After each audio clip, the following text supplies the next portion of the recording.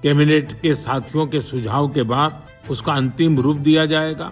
जल्द से जल्द उस बिल को सदन में पारित कराने का प्रयास किया जाएगा।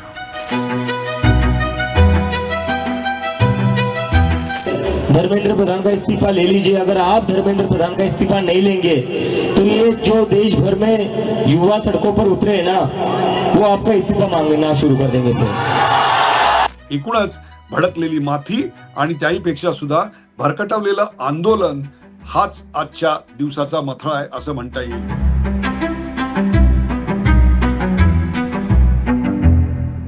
नमस्कार, द उदय निवडकर शो मध्ये आपल्या सगळ्यांचं मनपूर्वक स्वागत। प्रेक्षको, मागच्या 24 तासांमध्ये जंतर मंतरच्या अनुषंगाने बऱ्याच काही घटना घडल्या। त्या सगळ्या घटनांचा एक छोटासा धावता आढावा तुमच्यासाठी, जेणेकरून त्यानंतर जे भाष्य करायचंय त्याची पार्श्वभूमी मला इथं तयार करता येईल। काल रात्री पंतप्रधानांनी जंतर मंतरवर आपलं मौन सोडलं आणि फास्ट ट्रॅक कोर्टाची स्थापना करणार असल्याची घोषणा केली। त्या संदर्भातले कायदे कडक करण्याकरता म्हणून त्या कायद्याला पारित करण्यासाठी संसदेच्या या अधिवेशनातच आपण प्रयत्न करू, असाच प्रयत्न राहील असं सरकारतर्फे त्यांनी सर्वांना आश्वासन दिलं।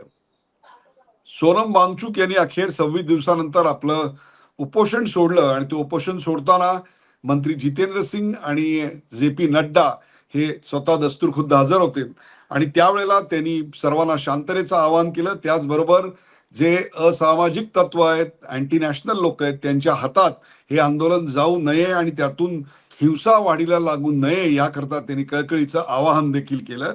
त्याची काही दृश्य माध्यमांमधून प्रसिद्ध झाली। आपण एक लक्षात घेतलं पाहिजे की सोनम वांगचुक यांना जंतर मंतरवरनं हायकोर्टाच्या आदेशावरनं उचलण्यात आलं आणि सफदरजंग हॉस्पिटलमध्ये ऍडमिट करण्यात आलं। त्यानंतर संपूर्ण जंतर मंतर हे अस्ताव्यस्त झालं आणि त्याचा ताबा हा एक प्रकारे विविध प्रकारच्या फोर्सेसनी आपापल्या पद्धतीनं करायला सुरुवात केली आणि त्यानंतरच हिंसा भडकली असं म्हटलं तरी हरकत नाही।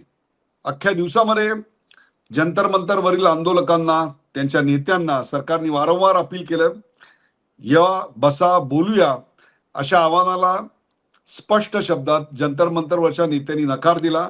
कोणत्याही मंत्र्याच्या घरी आम्ही येणार नाही, एखाद्या न्यूट्रल जागी आपण येऊन चर्चा करू शकतो, अशा प्रकारचं काहीसं संदिग्ध उत्तर आणि एक कोल्ड शोल्डर ज्याला आपण म्हणतो तसा या आंदोलकांकडून सरकारला आतापर्यंत तरी मिळालेला आहे। आज खरं तर कारगिल विजय दिवस होता, परंतु त्याही दिवशी संसदेचं कामकाज व्यवस्थित आणि सुरळीत चालू आहे असं काही दिसलं नाही। संसदेचं कामकाज वारंवार खंडित होतं। विरोधी पक्षांनी या संदर्भामध्ये आपला जो गोंधळ करण्याचा पवित्रा आहे तो कायम ठेवलेला आहे। संसदेच्या प्रांगणामध्ये जी काही चर्चा चालू होती ती चर्चा अशी होती की या निमित्ताने कॉक्रोच जनता पार्टीचं आंदोलन, याच्यामुळे भारतीय जनता पक्षाच्या विरोधातली विरोधी पक्षांची जी आघाडी विस्कळीत वाटत होती ती खरोखरच एकत्र झालेली आहे का? कारण आज या कॉक्रोच जनता पार्टीच्या आंदोलनाला ज्या पद्धतीनं सरकारनं हाताळलं त्याबद्दल काँग्रेसनं नाराजी व्यक्त केली, समाजवादी पक्षानं, तृणमूल पक्षानं, उद्धव बाळासाहेब ठाकरे यांच्या पक्षानं, मुस्लिम लीग या सगळ्यांनीच नाराजी व्यक्त केली। पण ते सगळे एका प्लॅटफॉर्मवर आहेत का? तर त्याचं उत्तर सध्या तरी नाही असं आहे। गेल्या 24 तासामध्ये आंदोलकांवर ज्या पद्धतीने पोलिसांनी लाठीमार केला, विशेषतः निरपराध निष्पाप विद्यार्थ्यांवर जो लाठीमार केला आणि त्याच्यात जे विद्यार्थी जखमी झाले त्याबद्दल तीव्र नाराजी अनेक कलावंत लेखक यांनी व्यक्त केली। परंतु निष्पाप विद्यार्थी कोण आणि विद्यार्थ्यांच्या समर्थनार्थ आलेले पेशेवर गुंड कोण याची सीमारेषा कशी काय ओळखणार, याची खूणगाठ कशी ओळखणार, या प्रश्नाचं उत्तर मात्र कोणाला देता आलं नाही। अर्थातच पोलिसांनी जर विद्यार्थ्यांवर कोणत्याही प्रकारचा अनावश्यक असा बलप्रयोग केला असेल आणि मॅन्युअलचं उल्लंघन केलं असेल तर त्याची चौकशी व्हायला पाहिजे। परंतु त्याचबरोबर इनोसंट विद्यार्थी एका बाजूला, परंतु त्यांच्या आडून जे पेशेवर गुंड या सगळ्या आंदोलनात शिरलेले होते त्यांच्यावर पोलिसांनी कारवाई केली, त्याबद्दल त्यांना काय म्हणायचं इतरांना हे मात्र जाणून घेणं अत्यंत महत्त्वाचं असणार आहे। मुंबई सकट संपूर्ण महाराष्ट्रभर या विषयावरली आंदोलनं सुरू झालेली आहेत। ती आंदोलनं कमी व्हायचं आजपर्यंत तरी नाव नाही। मुंबईच्या आंदोलनाचा एपिसेंटर जर कुठला म्हणाल तर तो आता दादरचं शिवाजी पार्क आहे।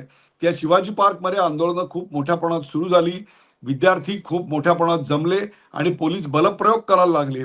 त्यावेळी राज ठाकरे यांच्या पत्नी शर्मिला ठाकरे खाली उतरल्या आणि त्यांनी पोलिसांना मुलींना विशेषतः हात लावू नका असं बजावलं. त्याचबरोबर अमित ठाकरे आणि काही क्षणात तिकडे आदित्य ठाकरे हे सुद्धा पोहोचले. राज ठाकरे यांनी जाऊन पुढे मग त्या विद्यार्थ्यांना शांत करत संबोधन केलं आणि त्यातल्या 10 नेत्यांशी आपण चर्चा करूया असंही त्यांनी सांगितलं. त्याच्या पलीकडे जाऊन दोन्ही बंधूंनी, ठाकरे बंधूंनी मग एक प्रेस कॉन्फरन्स घेतली आणि या रविवारी एक शांततापूर्ण मोर्चा शिवाजी पार्क ते सिद्धिविनायक मंदिर हा जवळपास 2.5-3 किलोमीटरचा रस्ता हा आपण आंदोलनासाठी म्हणजे विशेषतः शांततापूर्ण अशा निषेध मोर्चासाठी काढणार आहोत असं त्यांनी जाहीर केलं. अर्थात त्या मोर्चात सर्व विरोधी पक्षांनी सहभागी व्हावं असं त्यांनी आवाहन केलं असलं तरी त्यात किती विरोधी पक्ष सहभागी होतील याविषयीची स्पष्टता मात्र अजून आलेली नाही. कदाचित काँग्रेस त्यात सहभागी व्हायची शक्यता नाकारता येत नाही. विद्यार्थ्यांना अटक केल्यानंतर तू शिस्तीत वाग, अन्यथा एक अंमली पदार्थाची पुडी तुझ्या खिशात टाकू आणि त्या आरोपाखाली तुला आत टाकू असं म्हणणाऱ्या पोलीस अधिकाऱ्याचं अखेर निलंबन करण्यात आलं. किंबहुना समाज माध्यमांवर यावर तीव्र प्रतिक्रिया आल्यानंतर आणि राज ठाकरे यांनी त्यांच्या प्रेस कॉन्फरन्समध्ये यावर तीव्र आक्षेप घेतल्यानंतर पोलिसांना ही कारवाई करायला भाग पाडलं.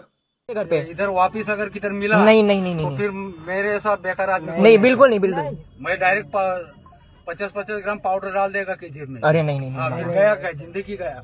अरे नो जामीन। वो तो सर वो तो और ही खराब तुम लोग की वजह से हम लोग को तकलीफ है अभी। मुंबई पोलिसांनी आंदोलन करणाऱ्या अनेक विद्यार्थ्यांना यानंतर जाऊन आयडेंटिफाय केलं आणि त्यानंतर त्यांचं लाईव्ह लोकेशन पोलिसांशी शेअर करायला त्यांना भाग पाडलं. हा अतिशय शुद्ध आचरटपणा होता. आजच्या काळात जर एखाद्याचं लाईव्ह लोकेशन तुम्हाला फाइंड आउट करायचं असेल तर त्याकरता लाईव्ह लोकेशन शेअर करणे हा एकच मार्ग असत नाही, तर किंबहुना अनेक मार्ग असू शकतात. तरी देखील पोलिसांनी केलेल्या काहीशा अतिशयोक्त कारवाईबद्दल तीव्र नाराजी विद्यार्थ्यांमध्ये पसरलेली आहे. सलमान खान आणि आलिया भट्ट यांनी जरी या आंदोलनाचं समर्थन केलं असलं तरी आंदोलन आता संपलं पाहिजे असं मत सलमान खान यांनी व्यक्त केलं आणि त्यामुळे बॉलिवूड आता कोणाच्या बरोबर आहे आणि बॉलिवूड या प्रश्नावर डिव्हायडेड आहे का अशी एक चर्चा बॉलिवूडमध्ये सुरू झालेली आहे.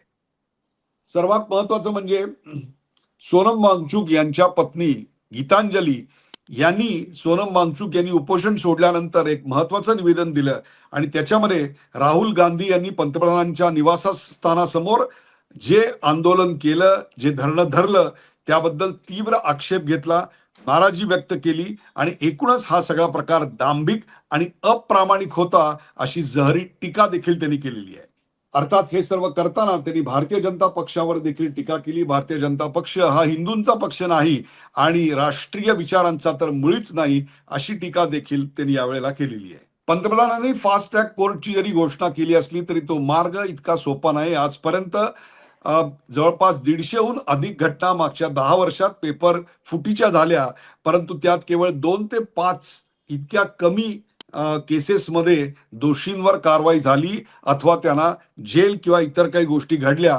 त्यामुळेच या प्रश्नावर फास्ट ट्रॅक कोर्ट नेमकं काय मिळवणार असा प्रश्न आता विद्यार्थी वारंवार विचारतायत. अर्थात या संदर्भात जो कायदा पारित करायला हवा तो कायदा नाही, त्यामुळे यातला एक लूपहोल राहिलेला आहे. संसदेच्या या अधिवेशनामध्ये या संदर्भातला कायदा पारित होईल अशी अपेक्षा बाळगूया. सर्वात महत्वाचा मुद्दा जो या आंदोलनानं सरकारसमोर आलेला आहे and this can be one of the learnings of the government, आणि ते म्हणजे अशा प्रकारे सोशल मीडियाच्या माध्यमातून जी माथी भडकवली जातात आणि एक दिशाहीन नेतृत्वहीन असं आंदोलन उभं केलं जातं आणि ते अराष्ट्रीय तत्वांच्या हातात जातं.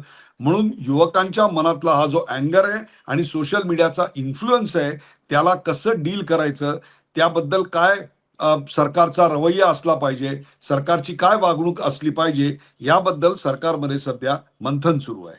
एकूणच सोनम वांगचुक आणि इतर आंदोलनकर्ते यांच्यामध्ये काहीशी दरी पडलेली आहे काय अशी चर्चा सुद्धा जंतर मंतरवर दबक्या आवाजात सुरू असल्याचं तिथल्या पत्रकारांनी मला सांगितलं. त्याचबरोबर आंदोलन अधिकाधिक तीव्र करण्याचा इशारा अभिजित दिपके यांनी दिला असला तरी आंदोलनातली धग कमी होऊ नये म्हणून ज्या मार्गाचा अवलंब केला जातोय त्यामुळे परिस्थिती अधिक चिघळेल आणि भीषण होईल अशी देखील भीती अनेक जण व्यक्त करतायत.